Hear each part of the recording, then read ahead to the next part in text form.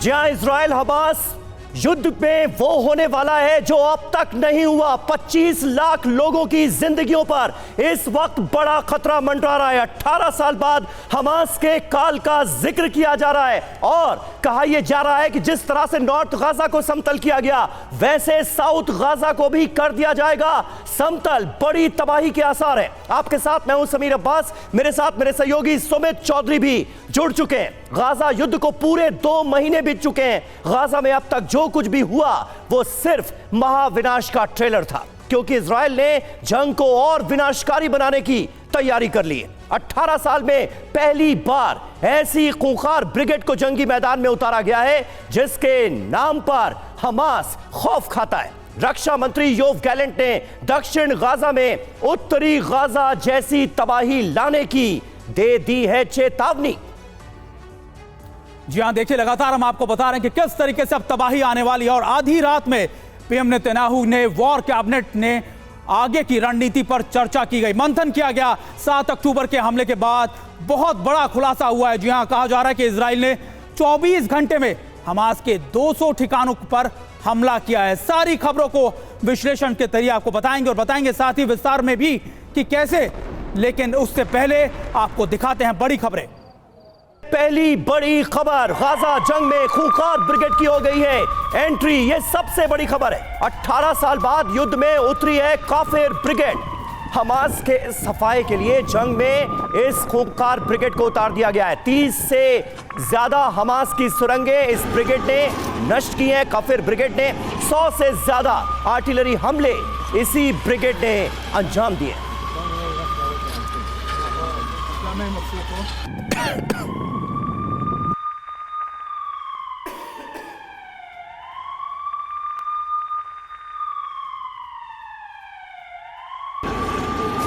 तो देखिए, गाजा में 18 साल बाद काफिर ब्रिगेड की एंट्री हुई है। ये क्या संकेत है? महाविनाश की घंटी कैसे इस पूरे रीजन के लिए बज चुकी है। आइए आपको समझाते हैं कुछ एक्सक्लूसिव डिटेल इस ब्रिगेड की एंट्री से जुड़ी। TV9 भारतवर्ष अब आपको देने जा रहा है। ये देखिए, 2005 के बाद जंग में उतरी दुनिया की सबसे खूंखार ब्रिगेड। कई हमास लड़ाकों को इसने पकड़ा है, यानी इस ब्रिगेड ने अपना काम शुरू कर दिया है। काफिर ब्रिगेड, लायन क्लब ब्रिगेड के नाम से भी ये ब्रिगेड फेमस है, मशहूर है, जानी जाती है। इजराइल की सबसे बड़ी स्पेशल फोर्स के तौर पर सुमित इसे जाना जाता है। देखिए, बिल्कुल इजराइल की सबसे बड़ी आप ब्रिगेड तो कह ही सकते हैं और स्पेशल फोर्सेस भी लगातार इजराइल ने उतार दिया है। 1990 में ब्रिगेड का गठन किया गया था और इसकी कॉम्बैट ऑपरेशन इसकी सबसे बड़ी ताकत है। आतंकवाद के खिलाफ लड़ने में ये माहिर है और लगातार गाजा में ऑपरेशंस को लेकर अगर बात करें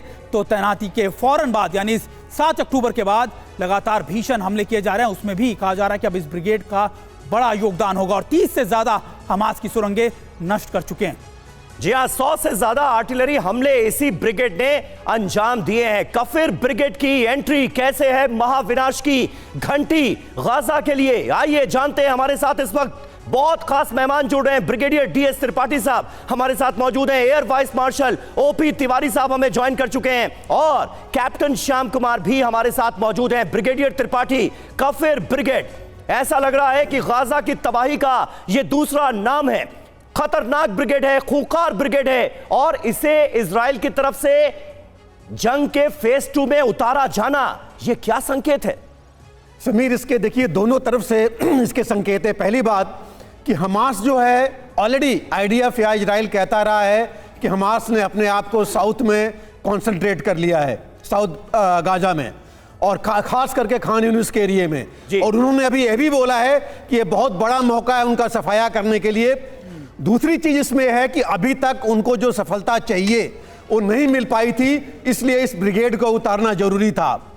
तीसरी चीज इसमें है कि ये जो वॉरफेयर है, जिस तरह की हम कहते हैं कि ये शहरी या डेंस इलाके के अंदर वॉरफेयर चल रहा है, उसके अंदर इतना आसान नहीं है कि हर एक आदमी उसमें जा करके और इतनी काबिलियत सब हर एक फोर्स में नहीं होती। बिल्कुल, इसमें ब्रिगेड में इतनी ज्यादा काबिलियत है। मैं रोकूंगा क्योंकि एक बड़ी खबर आ रही है। कहा यह जा रहा है कि गाजा की एक इमारत पर मिसाइल अटैक किया गया। जी हां, मिसाइल हमले के बाद भीषण धमाका हुआ है और इमारत में हमास के ठिकानों की खबर मिली थी और हमले में पूरी तरीके से इमारत को तबाह कर दिया गया है। तस्वीरें हम आपको दिखा रहे हैं कि कैसे लगातार, जिस तरीके से हमारे एक्सपर्ट भी बता रहे हैं कि बहुत मुश्किल है इस समय इजराइल के लिए, लेकिन अभी भी लगातार इजराइल की तरफ से इसी तरीके के मिसाइल अटैक किए जा रहे हैं।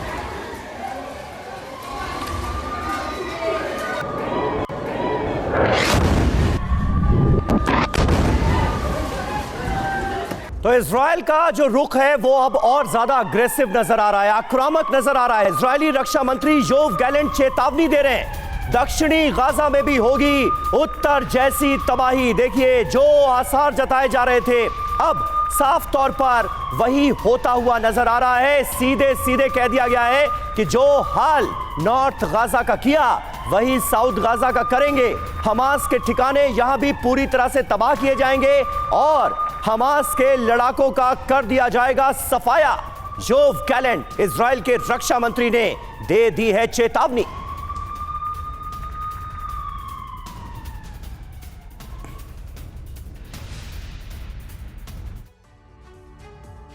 और देखिए, लगातार हम आपको बता रहे हैं कि रक्षा मंत्री योव गैलेंट ने गाजा का दौरा भी किया है। जी हां, जबेलिया और शहजा में एक जंग का निरीक्षण भी किया गया है और कहा यह जा रहा है कि उत्तर की तरह दक्षिण गाजा में भी विनाश होगा। ये बड़ी खबरें आ रही हैं, लगातार बताया जा रहा है कि हमास के खात्मे तक ऑपरेशन लगातार चलता रहेगा और गोलानी ब्रिगेड ने शहजा की घेराबंदी भी कर ली है। गाजा में पहले बड़े हमले के लिए तैयार हैं। जी हां, लगातार ये बड़ी बातें लगातार सामने आ रही हैं और इसमें जरूरी बातें क्या है, आईडीएफ को दक्षिण में हमला करने के लिए जानकारी दी गई है, हमास कौन कौन से ठिकानों पर है ये सारी जानकारी दी गई और बंधकों के लिए लीड मिलने के बाद दक्षिण में हमले किए जाएंगे। देखिए, लगातार अब नॉर्थ के बाद अब दक्षिण में भी इसी तरीके के हमले किए जाएंगे। हमारे साथ शाम सर है।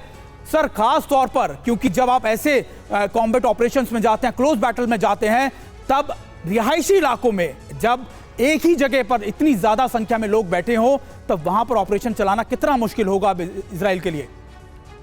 अर्बन वॉरफेयर एक बहुत ही मुश्किल काम है और किसी भी देश के लिए एक बहुत बड़ा चैलेंज है कि जो कोलेटरल डैमेजेस हैं उसको कम करना, जो डेथ हैं, जो सिविलियन जो डेथ हैं उनको कम करना, क्योंकि ये विश्व का ध्यान आकर्षित करेगा और ये मानवीयता के खिलाफ है और इसके लिए बहुत सारे रूल्स भी हैं जिन्हें उन्हें फॉलो भी करना पड़ता है। एक प्रोफेशनल आर्मी के रूप में आईडीएफ काम कर रही है और इस हिसाब से हमने बहुत अच्छी तरह ये देखा है कि जब ये 7 अक्टूबर की घटना घटी थी सो उससे काफ़ी दिनों तक एक मेजर्ड रिस्पांस में उन्होंने वार्निंग दी, नॉर्थ गाजा से सभी को हटने के लिए कहा और तब जाके उन्होंने ग्राउंड अटैक शुरू किया। इस बीच 6 से 7 कंट्री के लीडर भी आए, हाथ थाम के रखा नेतन्याहू का और मैं आपके चैनल से लगातार कहता रहा हूं कि इस कारण से मैं बहुत ही गंभीर लीडर मानता हूं इजराइल के प्राइम मिनिस्टर को।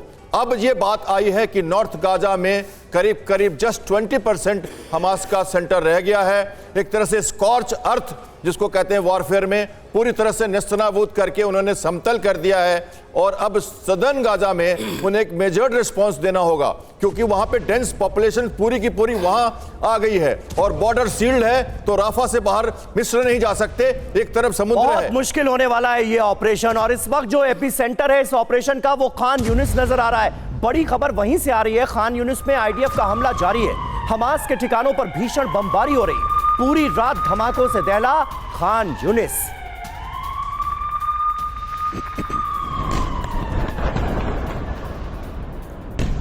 और देखिए, 7 अक्टूबर के हमले को लेकर एक बड़ा खुलासा हो रहा है। इजराइल के न्यूक्लियर बेस पर हमला, 7 अक्टूबर को हमास ने किया था हमला। न्यूयॉर्क टाइम्स को ये बड़ी खबर हासिल हुई है, न्यूयॉर्क टाइम्स के हवाले से ये बड़ा खुलासा होता हुआ नजर आ रहा है। सेडोट मिचा बेस पर हमास का रॉकेट हमला हुआ था, ये जानकारी सामने आ रही है। बेस पर रखी थी कई परमाणु मिसाइलें और वो निशाना थी हमास के लड़ाकों का। ये बड़ी जानकारी अब सामने आ रही है।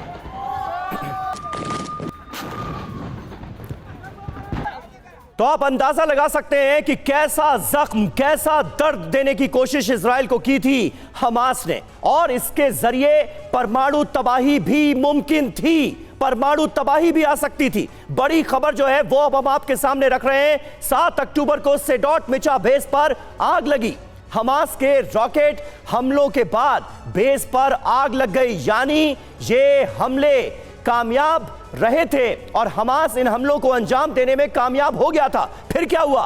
बेस पर इजराइल की परमाणु मिसाइलें रखी थी और सबसे बड़ा खतरा इन मिसाइलों को था। दावा क्या है ये अब हम आपके सामने रख रहे हैं। बेस पर 25 से 50 जेरिको मिसाइल मौजूद थी, यानी खतरा बड़ा था। सुमित, बिल्कुल, देखिए लगातार कहा जा रहा है कि हमास के बेस के आसपास कई घंटों तक रॉकेट दागे गए। कुछ रॉकेट को आयरन ड्रोम ने पहले ही मार गिराया था, लेकिन रॉकेट अटैक से मिसाइल को कोई नुकसान नहीं हुआ। जी हाँ, कोई नुकसान नहीं हुआ, ये खैरियत रही, वरना न जाने कितनी बड़ी तबाही आती। जेरिको मिसाइल के बारे में आपको बता दें, इसकी मारक क्षमता जानते हैं 1400 किलोमीटर की है। जेरिको 2 मिसाइल, इसकी मारक क्षमता 2800 किलोमीटर की है दुगनी। जेरिको 3 मिसाइल मारक क्षमता 5600 किलोमीटर। और ये मिसाइलें हमास के प्राइम टारगेट पर थीं और इन्हें निशाना बनाकर, इनको टारगेट बनाकर कई बड़े हमलों को अंजाम दिया गया। लेकिन यहां पर वो तबाही नहीं हुई जिसका पूरा इंतजाम हमास के लड़ाकों ने किया था। तिवारी जी, यानी साफ तौर पर नजर आता है 7 अक्टूबर का जो हमला था वो भीषण था, बर्बर था, भयानक था, लेकिन इससे बड़ा जख्म देने की तैयारी हमास ने की थी इजराइल को। समीर, इस बात से बिल्कुल सहमत हूँ तुमसे कि ये तैयारी जो 10 साल से चल रही थी, ये तैयारी खाली होस्टेज लेने के लिए नहीं थी, बट ऐसे टारगेट को डिस्ट्रॉय करना था जो टारगेट से इजराइल को नुकसान हो और वर्ल्ड में भी कुछ अलग तरह के न्यूज़ फैले। और इस तरह की मिसाइल अगर ये डिस्ट्रॉय अगर हो जाता, ऊपर वाले की मर्जी थी कि बच गई, नहीं डिस्ट्रॉय हुई, नहीं तो ये युद्ध था किसी और डायरेक्शन में, किसी और रूप में फैलता और बहुत जल्दी स्ट्राइक होती। तो ये जो था किस्मत अच्छी थी। और प्लस ये एक समझना पड़ेगा हमें कि ये टेररिस्ट ऑर्गेनाइजेशन है, इनकी प्रिसिशन उतनी अच्छी नहीं है, इनकी ट्रेनिंग उतनी अच्छी नहीं है। इनको बताया गया था क्या टारगेट करने के लिए, कोशिश अवश्य की इन्होंने, लेकिन वहां तक नहीं पहुंच पाए। ये दिखाई हमेशा पड़ता रहेगा कि टेररिस्ट ऑर्गेनाइजेशन कितनी भी प्लानिंग करे, कुछ भी करे, एक प्रोफेशनल आर्मी से स्ट्राइक करना इनके लिए इतना आसान नहीं है। अभी भी जो टारगेट ये रॉकेट्स ये फायर किए जा रहे हैं एट रैंडम, इनके पास जो भी लेवल बचा हुआ, जो भी एग्जॉस्ट होने के लिए बचा हुआ स्टोर, उसको खत्म करने की, मतलब उसको यूटिलाइज कर रहे हैं, क्योंकि इनको पता है कि इजराइल अब इस तरह का चांस कभी भी नहीं लेगा। इनको पूरे इनका इंफ्रास्ट्रक्चर, इनकी टनल्स और जहां पर भी है इनकी छोटी मोटी कैपेबिलिटी, जहां ये अपना रॉकेट्स बनाते हैं या जहां स्टोर करते हैं, उसको तो खत्म करना ही होगा। इसके अलावा जो कैडर, जिस कैडर को हमास लेता है अपनी तरफ अटैक करता है, उस कैडर को भी खत्म करना है, उस कैडर को डिमोटिवेट करना है कि जो कि लाइन सिग्नल लाइट सीधे रास्ते में आए, इनके साथ गलत ऑर्गेनाइज ना करें। प्लस एक चीज़ और भी देखी जाएगी कि हमास को भी काफ़ी फंड दिया गया था। हम फंड मीन्स के इजराइल के अलावा बाकी डिफरेंट ऑर्गेनाइजेशंस इनको फंड करती थी, उस फंड को रोका जाएगा। कुछ पैसे कहते हैं। बिल्कुल बिल्कुल सर, देखिए लगातार यही तो बात है कि एक तरफ लगातार हमास के खिलाफ ऑपरेशन और ज्यादा तेज होते जा रहे हैं। लगातार अब इजराइल हमास के खिलाफ ऑपरेशन को और ज्यादा आगे बढ़ाता जा रहा है। सुरंगों को बंद करने का यह मिशन और ज्यादा तेज हो गया। गाजा में 30 सुरंगें सील की गई है। जी हां, कई घंटों चला सुरंग बंद करने का यह काम, यह ऑपरेशन, और अब इसके बाद 30 ऐसी सुरंगों को बंद कर दिया गया है। हमास के खात्मे की नई रणनीति तैयार की जा रही है। सुरंगों में समुद्री पानी भरने की भी तैयारी है। कहा जा रहा है कि अमेरिकी अखबार की तरफ से यह दावा किया गया है कि इजराइल ने वाटर पंप इकट्ठा करने शुरू कर दिए हैं। जी हां, सुरंगों के आसपास पंप जमा किए गए हैं और कहा यह जा रहा है कि समुद्र का पानी इंटरनल्स में भर दिया जाएगा ताकि जो भी लोग, हमास के लोग इसमें अंदर है, या तो डूब जाएं या फिर बाहर आ जाएं। और ये देखिए तस्वीरें हम आपको बता रहे हैं, खबर अमेरिकी अखबार की तरफ से बताई जा रही है। तो देखिए, ये खबर हमें यह भी बताती है कि इस वक्त आईडीएफ कितने मुश्किल ऑपरेशन को हमास के खिलाफ गाजा में अंजाम दे रही है। ऑपरेशन टनल फ्लड, सुरंग में हमास की कब्र बनाने के इरादे से यह पूरा मिशन शुरू किया गया है क्या? दक्षिण गाजा की सुरंगों में पानी भरा जाएगा इसके जरिए, क्योंकि सुरंगों में ही छिप कर बैठे हैं हमास के लड़ाके। पंप के जरिए सुरंगों में समुद्री पानी छोड़ेगी आईडीएफ। हर घंटे हजारों क्यूबिक मीटर पानी छोड़ने की तैयारी है। अब ऐसा किया क्यों जा रहा है, समझिए। हमास के लड़ाके इन्हीं सुरंगों में अंदर छिपकर बैठे हैं और आईडीएफ को निशाना बना रहे हैं। पानी भरने पर बाहर निकलना इनके लिए मुश्किल हो जाएगा। सुरंगों में ही मारे जाएंगे हमास के लड़ाके। इसकी पूरी तैयारी की जा चुकी है, इसकी पूरी पटकथा लिखी जा चुकी है। डर क्या है? गाजा में पीने के पानी की सप्लाई पर इसका असर पड़ेगा। लोगों को पीने का पानी नहीं मिलेगा। ये बड़ी जानकारियां जो सामने आ रही हैं ये बता रही हैं कि आने वाले वक्त में साउथ गाजा में होने क्या जा रहा है। लेकिन ब्रिगेडियर त्रिपाठी, सबसे बड़ा सवाल उन तमाम लोगों की जिंदगियां हैं जिन्हें नॉर्थ गाजा से साउथ गाजा शिफ्ट होने के लिए कहा गया था, और इस वक्त उन लाखों जिंदगियों पर भी बड़ा खतरा मंडरा रहा है। जब हम ये कहते हैं कि नॉर्थ गाजा की तर्ज पर साउथ गाजा को समतल कर दिया जाएगा, तो क्या यह माना जाए कि लाखों जिंदगियों को खत्म करने की भी इजराइल ने तैयारी कर ली है? समीर, देखिए, इजराइल ने ऑलरेडी, आईडीएफ ने QR कोड जारी किया है उन इलाकों का जो सेफ इलाके हैं जहां लोगों को जाना चाहिए।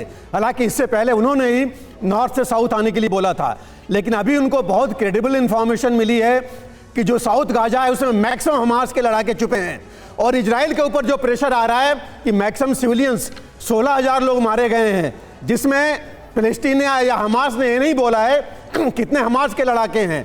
अभी इजराइल के जो रक्षा के प्रवक्ता थे उन्होंने परसों अपनी जानकारी दी है, और उन्होंने कहा है कि ऐसी लड़ाई में, अर्बन वॉरफेयर में, अगर 2 सिविलियन मारा जाता है, 1 हमास का मारा जाता है मिलिटेंट, तो ये बहुत अच्छी उनके हिसाब से एक लड़ाई है जिसमें कि बहुत कम कैजुअल्टीज हैं। लेकिन इसमें जो है अभी भी कोई ये खुल करके नहीं सामने आ रहा है कि कितने हमास के लड़के मारे गए हैं जिनका एम है इजराइल का। दूसरी चीज है, ब्रिगेडियर त्रिपाठी, लगातार यही बात तो हम कह रहे हैं कि इजराइल बहुत बड़ी स्ट्रैटेजीज के तहत इस जंग में उतरा था, और हर कदम वो इसी स्ट्रैटेजीज के बेसिस पे ले रहा। चले इसी बीच एक बड़ी खबर भी आपको बता देते हैं कि गाजा जंग पर नेतन्याहू की वॉर कैबिनेट की एक मीटिंग हुई है। युद्ध की रणनीति पर मंथन किया गया है। नेतन्याहू ने अब तक की जंग की सारी जानकारियां ली है और इसको लेकर आगे की रणनीति पर भी चर्चा की गई है। और चलिए एक और बड़ी खबर इसी से जुड़ी हुई बता रहे हैं कि पूरी रात गाजा में भीषण हमले किए गए हैं। जी हां, लगातार हमास के करीब 200 ठिकानों पर अटैक किया गया है। खान यूनिस और दीर अल बलाह में भी हमला किया गया है। ग्राउंड ऑपरेशंस और हवाई हमले और ज्यादा तेज कर दिए गए हैं। जी हां, एक तरफ लगातार वॉर कैबिनेट होती है और दूसरी तरफ लगातार देर रात तक हमले तेज कर दिए जाते हैं। दोनों बड़ी खबरें लगातार इजराइल से आ रही है और कहा जा रहा है कि हमास के खिलाफ अब इजराइल के ऑपरेशन और तेजी से बढ़ते जा रहे हैं।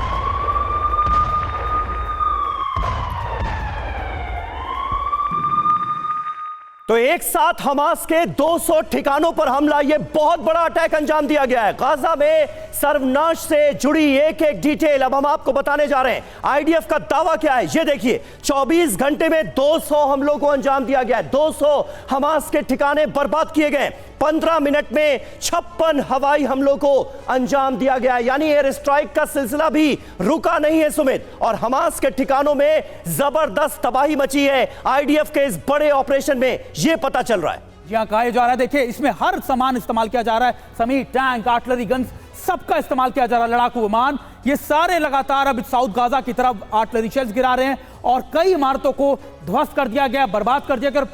50 लड़ाकों के मारे जाने की भी खबर आ रही है। बिल्कुल, ये बहुत बड़ा ऑपरेशन है। एक साथ 200 ठिकानों को निशाना बनाया गया है पिछले 24 घंटों में, और एक साथ इस बड़े ऑपरेशन में 50 लड़ाके मारे गए हैं। अब तक की ये इंफॉर्मेशन हमारे पास आ रही है। और इस बीच इजराइल के पूर्व राजदूत डैनी जेनन का बयान आया है। गाजा में हमास के खात्मे की रफ्तार धीमी है, ये उन्होंने कहा है। 2 महीने बाद भी भीषण हमले नहीं हो रहे हैं। इजराइल को और तेज हमले करने होंगे। बंधकों को छुड़ाने के लिए हमास का पूरी तरह से खात्मा जरूरी है, ये कह रहे हैं जेनन। यानी जो रफ्तार अभी हमलों की नजर आ रही है, उस रफ्तार को और बढ़ाने की सलाह दी गई। और देखिए लगातार एक ही मिशन है जिस पर इजराइल काम कर रहा है, जंग जीतो और हमास को खत्म करो। और कहा जा रहा है कि देखिए हमास पर हमले और तेज करने होंगे, बंधकों को और हमास को खत्म करना होगा। बंधकों को बाहर निकालना है और हमास को खत्म करना है। युद्ध विराम और अधूरा मिशन स्वीकार नहीं करेगी इजराइल की सेना। ये सारी लगातार रणनीतियों पर चर्चा की गई है। नेतन्याहू सरकार की रणनीति ठीक नहीं है, यह भी कहा जा रहा है। देखिए प्रतिष्ठा के लिए जंग जीतना जरूरी है, यानी सवाल अब सर्वाइवल से ज्यादा अब इज्जत का भी हो गया। और लगातार इजराइल की तरफ से ये सारी बातें कही गई है। और ये देखिए डैनी जेनन को जानिए कौन है ये। दरअसल यूएन में इजराइल के पूर्व राजदूत रहे हैं और किडून पार्टी के सदस्य भी हैं, और देखिए डिप्टी रक्षा मंत्री भी रह चुके हैं। तिवारी सर, देखिए लगातार अब कहा जा रहा था कि ये तो सर्वाइवल की जंग है, इजराइल इसको सर्वाइवल की जंग कह रहा था, लेकिन अब ऐसा लगता है कि दुनिया के सामने अपनी इज्जत बचाने के लिए भी इजराइल इस जंग को और ज्यादा भीषण तरीके से लेकर जाएगा। चौधरी, ये लड़ाई तो मैं सहमत नहीं हूँ कि इज्जत की लड़ाई है, एक्चुअली सर्वाइवल की लड़ाई है। इस तरह के वॉरफेयर में जहाँ अर्बन एरिया है वहाँ पर कोलेटरल डैमेज कम करने के लिए बहुत कुछ सोचना पड़ता है, बहुत महत्वपूर्ण कदम उठाने पड़ते हैं। इसलिए इनोवेशन, अगर स्ट्रैटेजी और टैक्टिक्स का भी इनोवेशन इस वॉर के बीच में चल रहा है, बिकॉज वॉर स्लो चल रही है। तेज वॉर करेंगे तो ज़्यादा स्ट्राइक हो जाएगा ना। हमारे ख्याल से लग रहा है कि ये प्लान भी हो सकता है कि ये जो बीच में जो युद्ध विराम हुआ था, उन्होंने पिन पॉइंट इंटेलिजेंस लिया है और टारगेट किया कि कहाँ पर उनके टनल्स के ओपनिंग है और क्लोजिंग है, जिसको टारगेट किया जाए वो मारा जाए। इस तरीके से एक साथ ही टारगेट किया, जैसे आप बता रहे थे कि 200 जगहों पर एक साथ टारगेट किया ताकि लोग न भागे। इसके अलावा टनल को, जैसे आप डिस्कस कर रहे थे, टनल को भी फ्लड करना पड़ेगा ताकि टनल में रहने वालों का नुकसान हो। टनल की ओपनिंग में तो लोग भागना चाहते हैं, उनको टारगेट भी दिया गया, लेकिन हटने नहीं दे रहे होंगे हमास, बिकॉज इनको शील्ड यूज किया जा रहा है। और जहां तक ये इनके जो राजदूत है कि हमें टैक्टिक्स बदलना पड़ेगा, ये इनके बाहर से देख रहे हैं, लेकिन नेतान्याहू को ध्यान रखना है कि हमें वर्ल्ड बिल्कुल सही बात है। और जब हम ये कहते हैं कि टनल के अंदर पानी डाल करके लोगों को मारने की कोशिश हो रही है, तो ये याद रखना होगा कि हमास की टॉप लीडरशिप खुद दोहा में बैठकर ये मान चुकी है कि टनल तो हमने हमास के लड़ाकों के लिए ही बनवाई थी, आम लोगों के लिए नहीं। तो इसमें हमास के लड़ाके ही मारे जा रहे हैं, आम लोग नहीं। बहुत बहुत शुक्रिया आपका